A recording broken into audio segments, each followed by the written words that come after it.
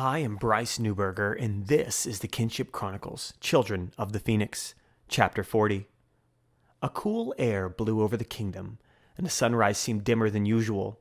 A week had passed since the tragic slaying of the royal family. The kingdom was outraged and ready for battle. It was a bit early for a coronation, but the kingdom needed a king to declare war, and Grexis was more than happy to oblige. The Archmage had so far placed the armies on standby, and declared martial power given to the Mages Guild. This, in effect, married the army and the guild, allowing the mages to serve as agents under direct authority to the Archmage, placing them in military affairs, but outside the chain of command. All was going perfect, and the coronation ceremony was about to begin. This was a moment of utter sweet victory for Grexis. His fight with Dazon may not have gone as smoothly as he had hoped, but the repercussions of his battle were well worth the near failure he had almost suffered. Grexis stared at his blue tattooed appearance in the mirror. He was the image of power. His eyes glowed their trademark blue in reflection of his admiration. Grexis raised his hand up and watched himself with satisfaction. He snapped, and a small flame flickered to life over his fingers. The door opened to a page boy with a message. The boy was in awe of the Magister. "Sire, they're ready to start." Grexis let the boy go and gave a few more moments to build up his grandeur. When his pompous was ready, he emerged from the chamber behind the throne room. He was greeted by the faces of a host of somber grievers. Grexis hid a smile behind false sadness. The palace guard unsheathed their swords and arced them towards the heavens. A column emerged from the throne, through the crowd, out towards the door. At this point, the head of the ecclesiary would have walked through the door to proceed with the ceremony. The doors were thrust open, but standing in the way of the ceremony was a bandaged man draped in scarlet robes.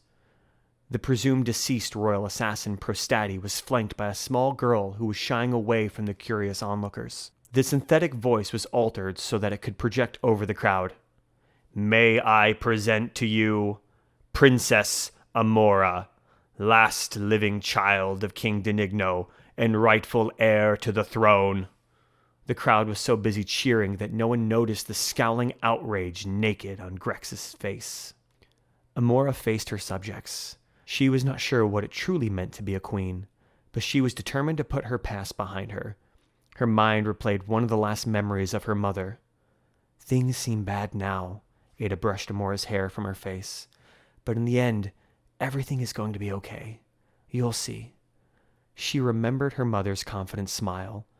Ada had chosen to have faith in something that made her believe everything was going to be okay in the end. Amora could only choose to trust her mother. Even now in death, this was her future. It was time to embrace it and lay her grief aside. Somehow, everything was going to be okay. The end. Epilogue. The moon gleamed high overhead. Dark clouds obstructed the luminosity that would have normally cast Dazon's shadow onto the streets of Ridgewood down below. The clouds were a fortunate circumstance, but Dazon wouldn't have been worried with any weather situation. He had a way with shadows. He had been tracking and intercepting correspondences between a small elite force outside of the town and the town's local guild hall. They were planning something, but Dazon wasn't sure exactly what purpose each side would serve. Currently, Bartholomew, an elderly mage, was sneaking about the town. Dazon was certain the older man was oblivious to him.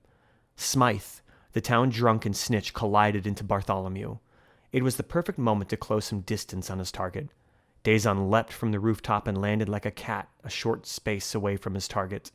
The snitch lifted up the old man and brushed him off. "Apologies, father. Forgive my hastiness. Too much of the local brew." "Well, steady on then," said Bartholomew. "And be more careful."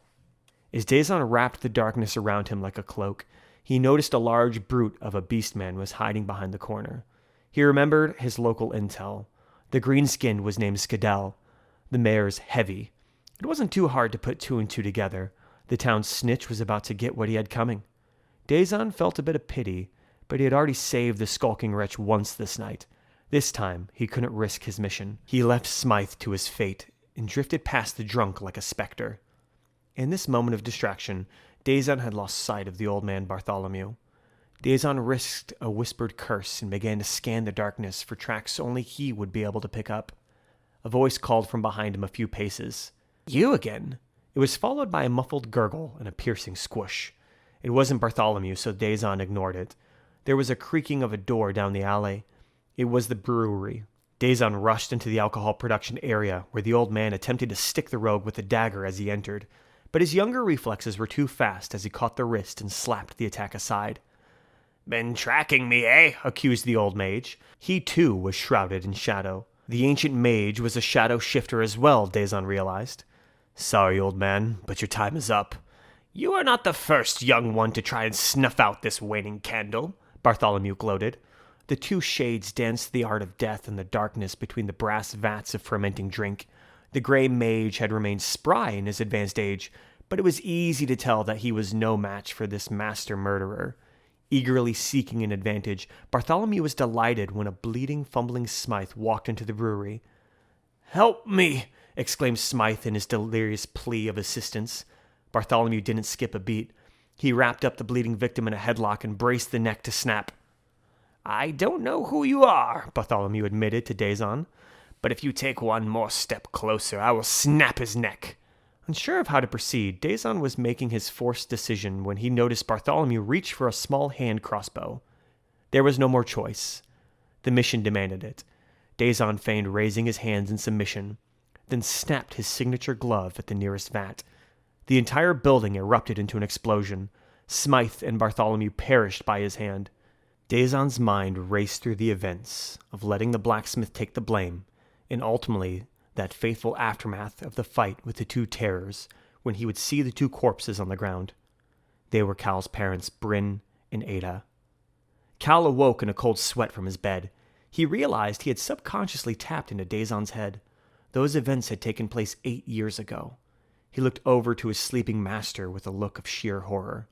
His mentor, and somewhat uneasy friend for the past 8 years, had been the one responsible for his family's demise. This has been the Kinship Chronicles, Children of the Phoenix, a book written by Bryce Newberger. It is the first entry in the expected anthology of the Kinship Chronicles. Look for future publications on the Google Play Bookstore under New Books, NEU Books, or simply click the link in the description. If you would like to consider buying the written form of the book, it would be appreciated as it's only $5 and all proceeds could eventually lead to more professional audio narrating or future publication costs. Thank you for listening. I'm Bryce Newberger, and this has been the Kinship Chronicles, Children of the Phoenix. If you enjoyed what you heard and you'd like to purchase the full book, then either look up New Books on the Google Play Bookstore, NEU Books, or simply click the link in the description. The book is only $5, and I appreciate your support.